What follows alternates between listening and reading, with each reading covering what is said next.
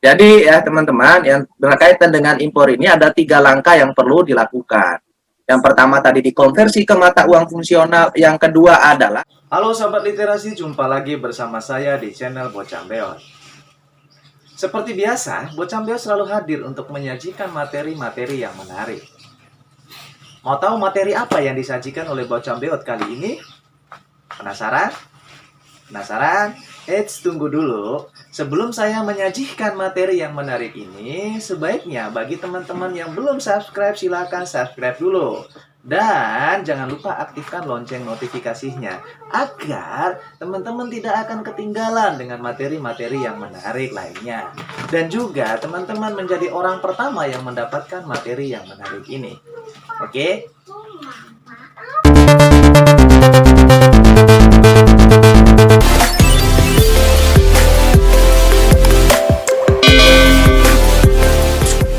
baik, jumpa lagi bersama saya di mata kuliah yang sama di hukum pajak ya. Baik ya, baik kita lanjut dengan materi hari ini ya. Hari ini kita akan membahas terkait dengan ya bagaimana kita menghitung pajak penghasilan pasal 22 ya.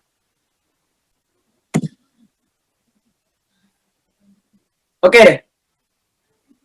Baik teman-teman, kita masuk ke soal ya.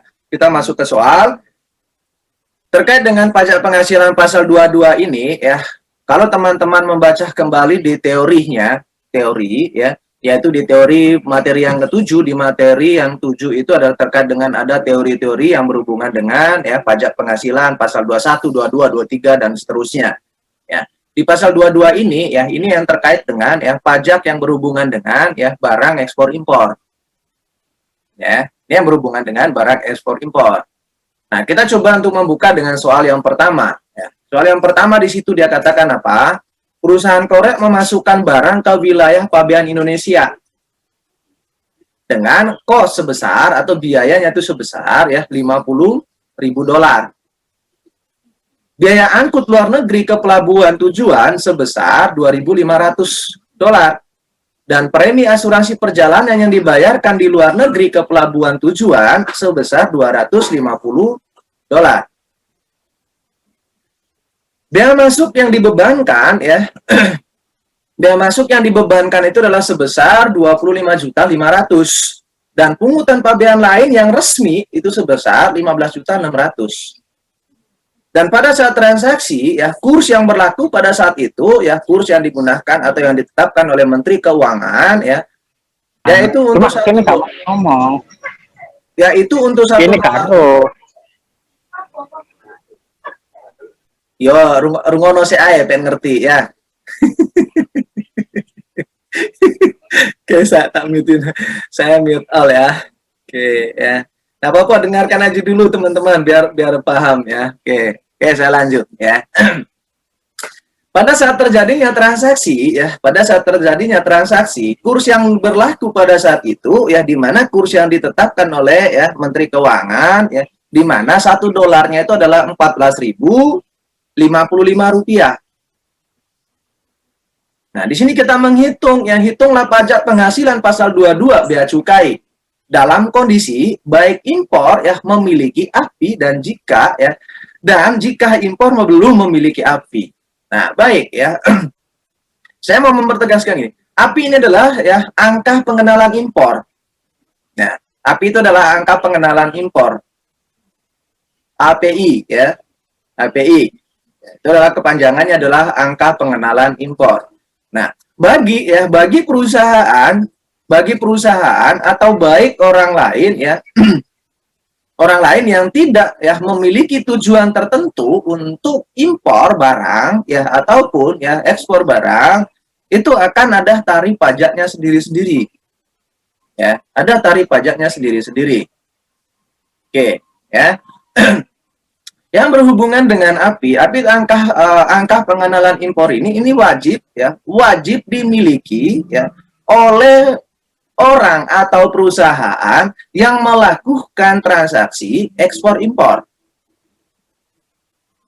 Nah, pertanyaannya adalah apakah yang tidak memiliki atau tidak memiliki angka pengenalan impor itu tidak boleh melakukan ekspor impor? Jawabannya boleh. Namun ya tarif pajak yang ditetapkan lebih besar dari yang memiliki angka pengenalan impor. Sehingga jika kita mau melakukan transaksi yang berhubungan dengan ekspor impor, maka langkah pertama dulu yang harus dimiliki adalah yang berkaitan dengan angka pengenalan impor dulu. Ya. Itu urusnya di mana? Itu urusnya di apa? Urusnya di pemerintahan, ya. Nanti dibaca lagi terkait dengan di pasal 22 ya, pajak penghasilan pasal 22. Nanti di sana ya teman-teman menemukan bagaimana proses pengurusan untuk memperoleh angka pengenalan impor, ya, apa aja syarat-syaratnya, ya. Nah, tarif pajak yang dikenakan yang berhubungan dengan tidak memiliki angka pengenalan impor ataupun yang memiliki angka pengenalan impor itu yang saya katakan tadi adalah berbeda-beda. Ya, berbeda-beda. Nah, kalau yang memiliki angka pengenalan impor, tarif pajaknya itu adalah 2,5%. Ya, 2,5%. Nah, kalau yang tidak memiliki, tarif pajaknya itu adalah naik. Ya. Naiknya berapa? 3 kali lipat. Yaitu 7,5%. Ya. Yang tidak memiliki adalah 7,5%. Nah, sehingga dari transaksi ini, maka langkah pertama yang perlu kita lakukan adalah kita harus merubah dulu dari mata uang asing menjadi mata uang rupiah. Itu yang pertama yang perlu kita lakukan. Setelah kita merubahnya ke nilai rupiah, baru kita menghitung berapa pajak yang dikenakan untuk bea cukai untuk pasal 22 yang berhubungan dengan memiliki angka pengenalan impor dan tidak memiliki angka pengenalan impor. Gitu. Nah, dari soal ini teman-teman, di sini dia katakan apa? Ya. Ada perusahaan yang memasukkan barangnya ke Indonesia. Artinya apa? Ada barang impor di sini. Ya. Cost-nya atau harga perolehan dari barang tersebut itu adalah 50.000 US dollar. Ya, 50.000 dolar ya. Nah, dari barang tersebut barang 50.000 dolar ini ada biaya angkut yang dikenakan di luar negeri, yaitu angkut dari perusahaan menuju ke pelabuhan. Itu sebesar 2.500 dolar. Dan yang berikutnya adalah terkait dengan barang yang diangkut dari perusahaan ke pelabuhan ini, ada asuransi yang harus dibayarkan. Ya, ada asuransi. Nah, asuransi yang dibayarkan itu adalah sebesar 250 dolar.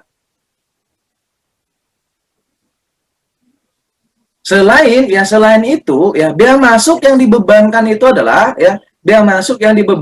adalah sebesar 25.500.000 rupiah. Dan juga ada pungutan lain, yang resmi, yang memang sudah ditetapkan dalam peraturan itu sebesar 15.600.000.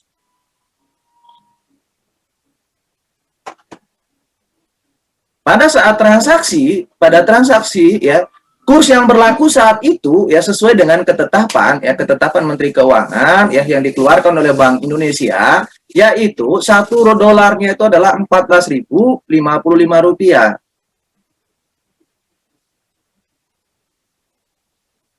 Nah, berapa pajak penghasilan dua-duanya pasal 22 yang terkait dengan bea cukai di sini dalam kondisi yang berhubungan dengan perusahaan itu memiliki angka pengenalan impor dan juga tidak memiliki angka pengenalan impor. Oke. Dari soal ini maka yang perlu kita lakukan yang pertama adalah kita harus merubah mata uang asing ini ke dalam mata uang fungsional. Ya. Apa tuh mata uang fungsional? Ya. Mata uang fungsional itu adalah mata uang yang berlaku di mana negara itu berada atau kemana barang itu dikirim. Karena ini adalah barangnya itu adalah diimpor ke Indonesia, maka mata uang fungsional yang digunakan atau yang berlaku di Indonesia itu adalah rupiah. Sehingga dalam hal ini ya, yang sebelumnya itu adalah cost-nya itu 50.000 itu US dollar ya, 50.000 dolar, maka kita harus merubahnya ya, merubah atau dikonversikan ke rupiah. Nah, kalau saya konversikan ya, harganya itu ya yang terkait dengan 50 dolar ini ya, kalau dirupiahkan menjadi 702.750. Nah, monggo teman-teman juga bisa menghitung ya, bisa menghitung. Biaya angkutnya itu adalah menjadi 35 juta, biaya asuransi, biaya masuk dan biaya tambahannya lain juga sudah dirupiahkan. Sehingga ya nilai impornya itu adalah 782 juta. Nah, untuk pengenaan pasal ya, pengenaan pajak penghasilan pasal 22 yang terkait dengan bea cukai impor ini adalah rumusnya adalah tarif ya, tarif pajak yang dikenakan dikali dengan nilai impornya. Dikali dengan nilai impor. Nah, dari barang ini nilai impornya itu bukan lagi 50 ya, bukan 50. Karena barang tersebut sudah menyerap terkait dengan biaya. Sehingga nilainya itu adalah setelah ditambah atau nilai akumulasi dari harga pokok ditambah dengan biaya-biaya lain-lain. Yang dimana di sini adalah ada biaya asuransi, habis itu ada biaya angkut, ada biaya masuk, dan juga ada biaya pungutan yang dilegalkan atau biaya pungutan resmi yang diatur dalam undang-undang atau yang diatur dalam peraturan. Sehingga nilai impor dari barang tersebut adalah 782 juta. Nah, kalau kita menghitung ya, tadi saya katakan kalau perusahaan tersebut memiliki angka pengenalan impor, maka pajak yang harus dikenakan itu adalah 2,5%. Jika tidak, maka pajaknya itu lebih besar, yaitu 7,5%. Sehingga di sini kalau kita menghitung ya, pajak yang harus dibayarkan ya terkait dengan pasal 22-nya itu adalah untuk memiliki yang memiliki angka pengenalan impor itu adalah 19 juta. Dan yang tidak memiliki itu adalah 58.650.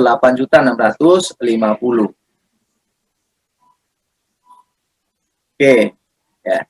Itulah terkait dengan barang impor.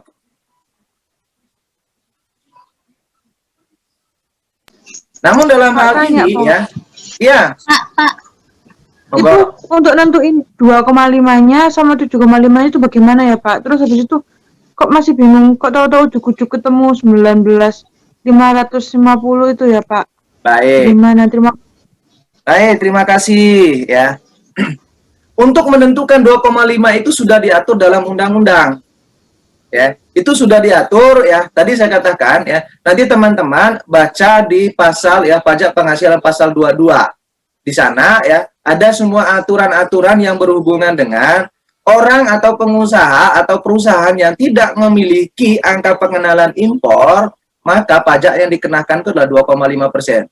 Ini bukan dari perhitungan matematika atau perhitungan lain-lain yang 2,5 dan 7,5. Tapi ini sudah diatur dalam peraturan pajak. Ya, sudah diatur dalam peraturan pajak. Jadi tidak ada perubahan, tidak bisa mengotak-atik atau merubah angka 2,5 dan 7,5. Kalau dia tidak memiliki angka pengenalan impor ya, maka tidak ada tawar-menawar terkait dengan pajak yang ditetapkan. Nah, pertanyaan yang kedua adalah, dari mana kok tiba-tiba ada 19 dan 58? Nah, untuk menghitung ini adalah untuk menghitung berapa pajaknya, rumusnya adalah tarif pajak, saya ulangi kembali ya, rumusnya adalah tarif pajak yang diatur dalam ketentuan perpajakan dikali dengan nilai impor.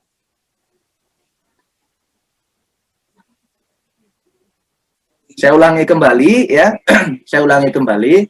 Rumus dalam menghitung pajak penghasilan pasal 22 itu adalah yang berhubungan dengan menghitung pajaknya adalah tarif pajak dikali dengan nilai impor.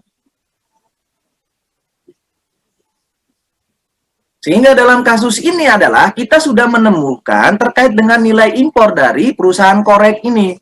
Ya, barang yang diimporkan oleh perusahaan korek ini nilainya itu adalah 782. Dari mana tadi 782? Ya, itu diperoleh dari ya akumulasi dari harga pokok ditambah dengan biaya-biaya.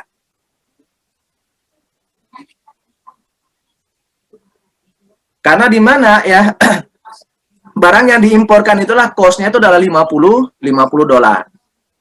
Nah, ada biaya angkutnya itu adalah 2.500 dolar. Habis itu juga ada premi asuransinya itu adalah sebesar 250 dolar. Dan juga ada biaya masuk. Baik itu yang diatur ya, yang diatur maupun yang memang diatur secara khusus, ya. Yang diatur secara khusus itu adalah pungutan biaya lain yang resmi yang di bawah ini, ya. Sehingga kita jumlahkan akan menemukan nilai impor. Nilai impornya adalah 782. Nah, sehingga teman-teman ya, pertanyaan selanjutnya adalah berapa nilai ya yang menjadi dasar untuk penjualan barang tersebut jika sudah diterima di Indonesia? Kan gitu. Ya. Berapa gitu kan ya yang menjadi dasar nanti untuk harga jual yang terjadi di Indonesia. Nah, harga jual yang terjadi di Indonesia ya, nilai impor ini ditambah dengan pajak bea cukai atau pasal 22. Sehingga yang menjadi dasar ini belum termasuk PPN ya, belum termasuk nanti kalau misalnya dia sudah jual ditambah lagi PPN. Tapi yang menjadi dasar ya sebagai patokan dasar harga pokoknya itu adalah ya nilai impor ditambah dengan PPh pasal 22. Nah, kalau dari kasus ini 782 ya, kalau dia tidak memiliki API, maka yang menjadi dasar itu adalah 782 ditambah dengan 19. Ya, kalau dia memiliki API. Nah, dari 782 ditambah dengan 19, itu nanti akan ditambah lagi kalau misalnya dijual. Ditambah lagi terkait dengan PPN-nya berapa. Laba yang hendak diperoleh itu berapa. Itu. Jadi misalnya gini, teman-teman misalnya ada kiriman dari luar negeri gitu kan ya. Harga yang kalian bayarkan itu adalah 300.000. Nah, 300.000 ini kalau misalnya teman-teman disimpan dulu habis itu dijual, maka ya 300.000 ini sudah menjadi harga pokok, harga dasar, ya. Nah, dari 300.000 ini teman-teman menghendaki keuntungan sekian persen. Habis itu ditambah dengan ya pajak pertambahan nilai 10%. Itu kalau misalnya produknya langsung dijual. Nah, kalau produknya ada lagi misalnya ya produknya itu dikemas lagi ya, maka ada tambahan biaya lagi. Nanti nilai impor ditambah dengan biaya-biaya yang lain-lain yang terjadi di Indonesia, baru ditambah dengan PPN, ditambah dengan keuntungan yang hendak diperoleh, baru menentukan harga jual. Gitu ya. Nah, kalau misalnya teman-teman gini ya, kan ada gini, barang dari luar negeri terus sampai di Indonesia dikepai lagi ya, misalnya harga yang dibayarkan 300.000. Tiba-tiba dijual dengan harga 400. Wajar apa tidak? Ya, teman-teman. Coba saya ambil kasus gitu ya. Barang yang dikirimkan dari luar negeri ya, kita punya bisnis online gitu kan ya, teman-teman punya bisnis online. Habis itu semua produk yang teman-teman jual itu berasal dari luar negeri.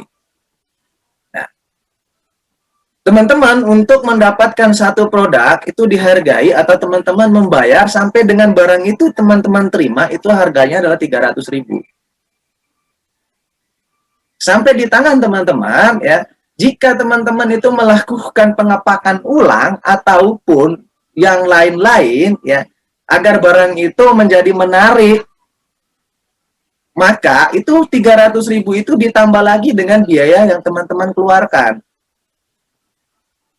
Nah, sehingga tadi saya tanyakan, jika dia belinya yang dia bayarkan 300.000 sampai dengan barang yang diterima, kalau dia jual 400 itu wajar apa tidak? Wajar, Pak. Wajar, Pak. Wong ada biaya lain-lainnya.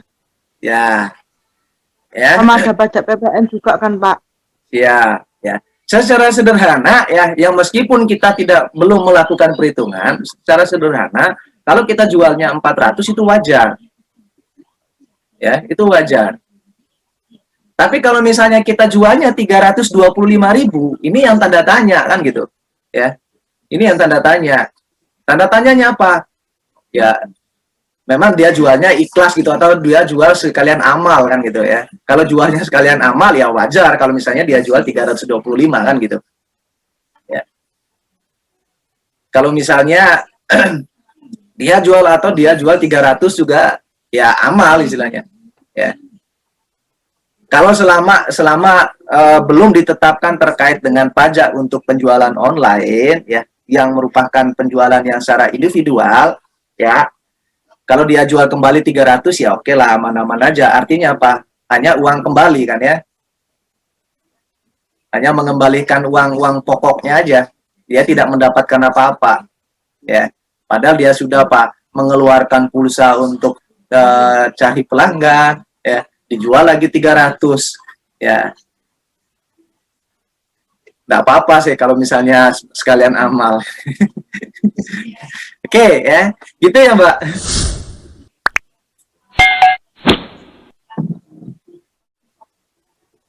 Jadi ya teman-teman, yang berkaitan dengan impor ini ada 3 langkah yang perlu dilakukan. Yang pertama tadi dikonversi ke mata uang fungsional. Yang kedua adalah dihitung semua biaya-biaya yang berkaitan dengan ya barang tersebut sampai di tempat tujuan.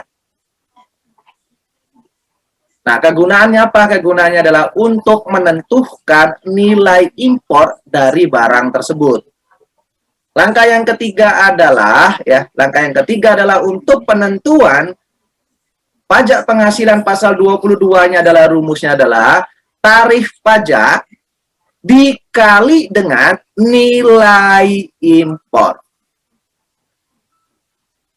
Oke, itu yang perlu saya tegaskan ya.